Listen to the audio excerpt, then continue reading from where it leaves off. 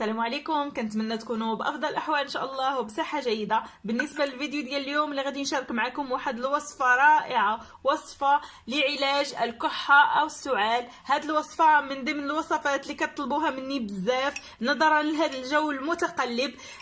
فاحنايا مقبلين على الشتاء، فضروري كنحتاجوا هاد الوصفات الطبيعيه اللي النتيجه ديالها هائله. النتائج ديال الوصفات الطبيعيه فهي رائعه، احسن لينا من اي ادويه. فهاد الوصفه كتعطينا نتائج زوينه بزاف. مده 3 ايام كنتخلصوا نهائيا من الكحه والسعال، وحتى داك الصدر ديالنا ملي كيكون عامر.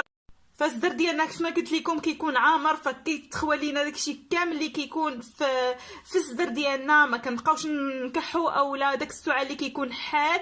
فهاد الوصفه غادي تهنيكم ان شاء الله، وغادي ما غاديش تحتاجوا الادويه، سيروا لاي حاجه غادي تهناو من هاد الناحيه. فكنتمنى انكم تتبعوا معايا الفيديو حتى الاخير هكا باش تشوفوا طريقه الاستعمال وطريقه التحضير. بقاو معايا وتبعوا معايا الفيديو حتى الاخير. فبسم الله على بركة الله غادي نبداو الوصفه ديال اليوم. كيف ما غادي تلاحظوا معايا هنايا، اول حاجه غادي نحتاج اللي هي ليمونه ولا برتقاله. غادي نحتاجوا برتقاله، غادي ناخذوا العصير ديالها ورجع معكم. ها نتوما كيف ما كتشوفوا عصير الليمون اولا البرتقال عفوا. هنايا غادي نحتاج نصف كأس من عصير البرتقال، وغادي ندوز ناخذ واحد بصله حمراء. كيف ما كتلاحظوا بصله صغيره، ولا تقدروا تاخذوا ربع بصله. هنا عندي واحد البصيله صغيره حمراء، من الاحسن تكون بصله حمراء ما تكونش بيضاء، باش هكا كتعطينا نتيجه اكثر. غادي نحيدوا ليها القشور بطبيعه الحال، نزولوا ليها هاد القشور كيف ما كتلاحظوا.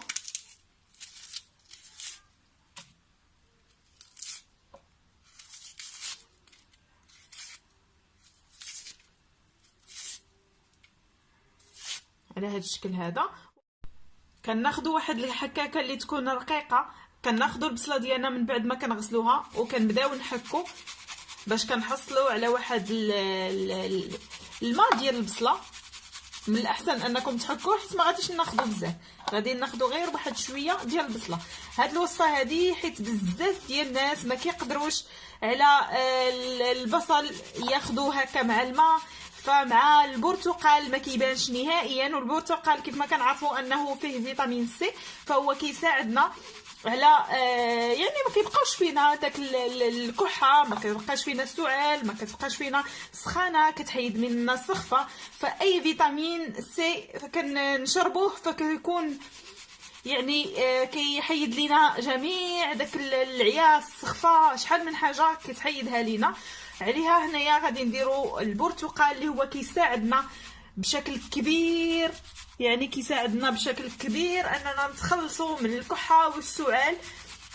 والبصله فما كتبانش لينا نهائيا نهائيا نهائيا في هذا الخليط هذا اولا هذا العصير هذا. في هذه المرحله هذه يا اما غادي تاخذوا هاد الملعقه فحال هكا، يعني تاخذوا البصله محكوكه وكل شيء والماء ديالها، يا اما غادي تاخذوا غير الماء ديالها، يعني غادي تحكوا واحد الكميه اللي هي كبيره شويه وغادي تاخذوا غير الماء ديالها فقط. يعني اللي بغى ياخذ هذاك المكونات كاملين بالبصله، يعني البقايا ديال البصل وكل شيء، اللي بغى ياخذ غير الماء ديالو غادي ناخذوا، ولكن تكون واحد الملعقتين كبيرتين في هذا النصف كأس هذا.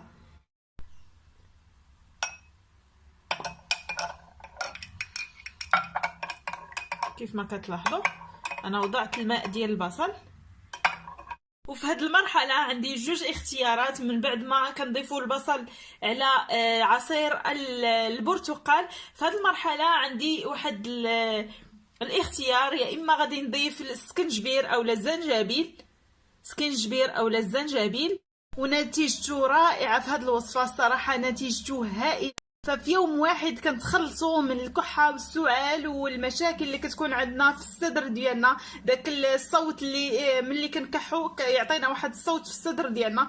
فهاد الوصفه هذه كتهنيكم من هاد المشاكل كامله، كتحميكم من اي مشكل ديال السعال اللي غادي يجي من بعد. يعني واحد الكحه اللي كتكون كتسمع، يعني واحد الكحه اللي كتكون فارغه وكتبقى تسمع والصدر ديالك كيبان انه عامر. فهاد الوصفه هذه غادي تخوي لك الصدر ديالك وغادي تنقي الجسم ديالك من السموم بالزنجبيل. بالنسبه للوليدات الصغار او الناس الكبار اللي ما كيقدوش على الزنجبيل وما كيقدروش عليه، الله يحسن العوان، فيمكن لكم تعوضوا الزنجبيل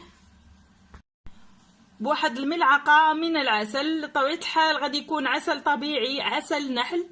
هنا بالنسبه للناس اللي ما غاديش يقدوا على الزنجبيل فيضيفوا له العسل الطبيعي، عسل النحل. اللي يقدر يضيفهم بجوج، اللي يقدر يضيفهم بجوج فيضيفهم بجوج، يعني يضيف عسل النحل ويضيف الزنجبيل.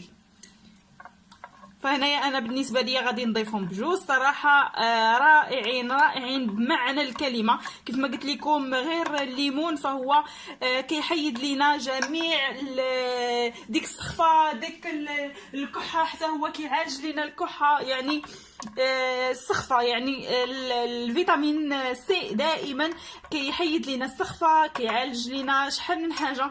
ما كنبقاوش نحسوا براسنا ما كنبقاو نحسوا لا بعيا لا والو. وصفه رائعه، كنتمنى انكم تجربوها وما تبخلوش عليا بلي لايك ديالكم والتعاليق ديالكم. فدابا غادي ندوز مباشره بواحد السرعه، غادي نوجد معكم واحد الوصفه حتى هي سهله سهله سهله بزاف. غادي نحتاج هنايا واحد الكاس كيف ما كتلاحظوا. حتى هاد الوصفه رائعه. وغادي ندير لكم نصف ملعقه من زنجبيل اولا سكينجبير كيف ما غادي تلاحظوا معايا.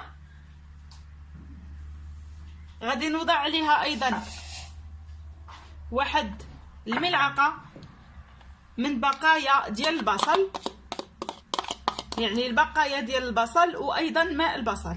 هاد الوصفه هذه كتحيد لينا السموم، كتحيد لينا الميكروبات من الجسم ديالنا، كتنقي لينا الدم ديالنا من السموم من جميع الميكروبات. هنايا غادي نوضع الماء ساخن كيف ما كتشوفوا. غادي نعمر الكاس. هنا تقدروا ديروا قطرات من البرتقال، كما انكم تقدروا ديروا قطرات من الليمون اولا الحامض. وكتخلطوا جيدا، يعني كنخلطوا هاد المكونات جيدا على هذا الشكل هذا، وكنغطيو عليهم، كنخليوهم غير يدفاو ما يبردوش، غير يدفاو وكنشربوهم. هاد الوصفه هذه كنشربوها في الصباح، يعني قبل الاكل بواحد نصف ساعه حتى لساعه، يعني قبل ما نفطروا بواحد نصف ساعه حتى لساعه، ونقدروا نشربوها حتى في الليل. ولكن من الاحسن انكم تشربوها في الصباح وتشربوها في الليل.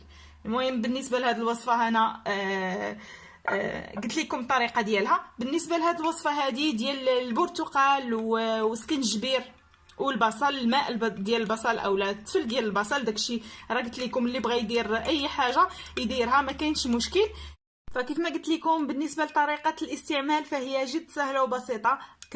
حتى كتبغيو هاد الوصفه كتستعملوها حتى لاخر لحظه. ملي كتبغيو تمشيو للفراش ديالكم وكتغطاو جيدا، ضروري هاد الوصفه ما تغطاو جيدا عاد تشربوها. يعني كتشربوها هاد الكويس، هاد نصف كاس، فكتشربوه عادي بحال اي عصير كتشربوه وكتحطوا الكويس، يعني ما تنوضوش.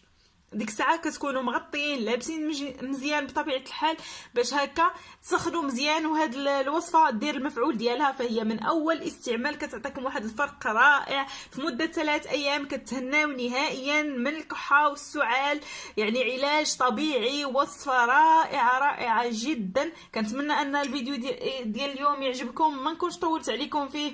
إلا عجبكم فيديو ما تنساوش تبارطاجيوه وتشتركوا في القناه. بالنسبه للناس اللي اول مره غادي يشوفوا القناه ديالي فكنقول لكم ما تنساوش الاشتراك والضغط على زر الجرس هكا باش يوصلكم كل جديد. دابا غادي نقول لكم السلام عليكم حتى الفيديو القادم ان شاء الله. تبقوا على خير.